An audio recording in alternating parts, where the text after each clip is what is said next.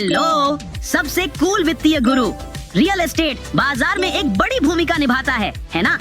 अपने स्वयं के बिल में मास्टर होना बहुत अच्छा लगता है, लेकिन वास्तव में खरीदने की प्रक्रिया कैसे काम करती है और इसे समझना इतना महत्वपूर्ण क्यों है? खैर, इसका उत्तर देने के लिए मैंने उन लोगों की जांच करने का निर्णय लिया जो रियल एस्टेट के बारे में एक दो बातें जानते होंगे। हाँ, मैं सेलिब्रिटीज की बात कर रहा हूँ। आइए देखें कि क्या हो रहा है। जे-ज़ी और बियोंसे ने कैलिफोर्निया में $200 मिलियन का घर खरीदा। हाँ, मालिबू में। वे कह रहे हैं कि उन्होंने इसके लिए सब कैश में भुगतान किया। कैश की बात कुछ वैसी है, ये बिल्कुल असली चीज जैसी नहीं है। खैर, आप अपने डाउन पेमेंट के लिए कैश का भुगतान कर सकते हैं, लेकिन वे कह रहे हैं कि उन्होंने पूरे चीज के लिए कैश में भुगतान किया, जो ज्यादातर लोग इस परिस्थिति में करते हैं, और मुझे हाल तक नहीं पता था यह भी एक विकल्प था। और इसी तरह से उच्च नेट वर्थ वाले लोग वास्तव में बहुत बड़ा लाभ प्राप्त कर सकते हैं। और ऐसी परिस्थितियों में आप अपने संपत्तियों पर लोन ले सकते हैं। उस लोन का उपयोग करें उस क्रेडिट लाइन का, हाँ, कैश के रूप में संपत्ति खरीदें और फिर उसे एक मॉर्गेज में रीफाइनेंस करें ताकि आप अपना सारा पैसा वापस पा सकें। तो आप उस लोन को चुका दें और अब आपके पास एक मॉर्गेज है, ठीक है ना? तो इसी तरह कई अमीर लोग चीजों के लिए सभी कैश का भुगतान करते हैं, वास्तव में अपने पैसे को शेयर बाजार से निकाले बिना। ऐसा लगता है कि सितारे न केवल मंच पर बल्कि रियल एस्टेट बाजार में भी चमकना जानते हैं।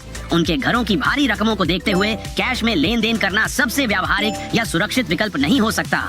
हालांकि कैश में भुगतान करने में एक वास्तविक वित्तीय लाभ दिखता है। आप क्या सोचते हैं? अगर आप एक महल खरीद रहे होते तो आप बिल लेकर चलेंगे या बैंक ट्रांसफर का विकल्प चुनेंगे? अपने विचार कमेंट्स में साझा करें। इसी बीच मैं आपके लिए और अच्छे वीडियो ढूंढने जा रहा हूं, तो उन्हें मिस मत करना। अगली बार मिलते हैं और याद रखें, हैमस्टर्स ताकतवर होते हैं। हम सब एक साथ हैं और एक दूसरे के लिए है।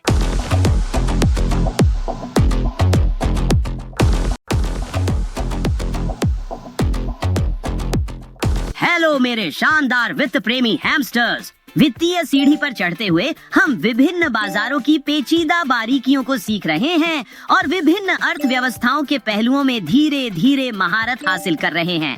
लेकिन अगर मैं आपसे कहूं कि असली राज शायद सादगी ही हो सकती है। मैंने एक कमाल का वीडियो देखा जो ये दिखाता है कि चीजों को सरल बनाना हमेशा बुरी बात नहीं होती।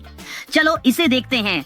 इलॉन मस्क के बारे में एक कहानी है जो मुझे बहुत पसंद है, जिसे मैं अपनी टीम को बार बार सुनाता हूँ। उनके विमान में इंजीनियरों का एक समूह था और समूह ने कहा कि जिस बदलाव की उन्हें व्यापार में आवश्यकता है उसे लागू करने में 6 महीने या 1 साल का समय लगेगा। और इलॉन ने कहा, विमान को घुमा दो, हम सीधे स्टोरेज सेंटर जा रहे हैं और हम अपनी समस्या को 24 घंटे में ठीक करेंगे। तो आप क्या सोचते हैं कि उन्होंने क्या किया? उन्होंने वही किया।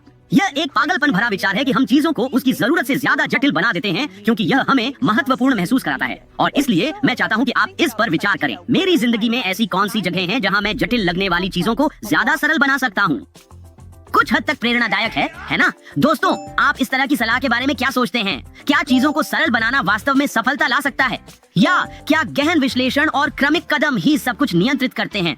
इस कहानी में इलॉन का नाम आते ही आप इसे अपने आप सच मानने की इच्छा करने लगेंगे। मेरा मतलब है, कौन उनकी सफलता पर बहस कर सकता है ना? खैर, अपने विचार कमेंट्स में साझा करें। आइए इसे साथ में देखते हैं। मैं आपके लिए कुछ नए वीडियो खोजने जा रहा हूं, इसलिए इसे मिस न करें। अगले एपिसोड में मिलते हैं और याद रखें, हैमस्टर्स ताकतवर होते हैं। हम सब एक साथ हैं और एक दूसरे के लिए है।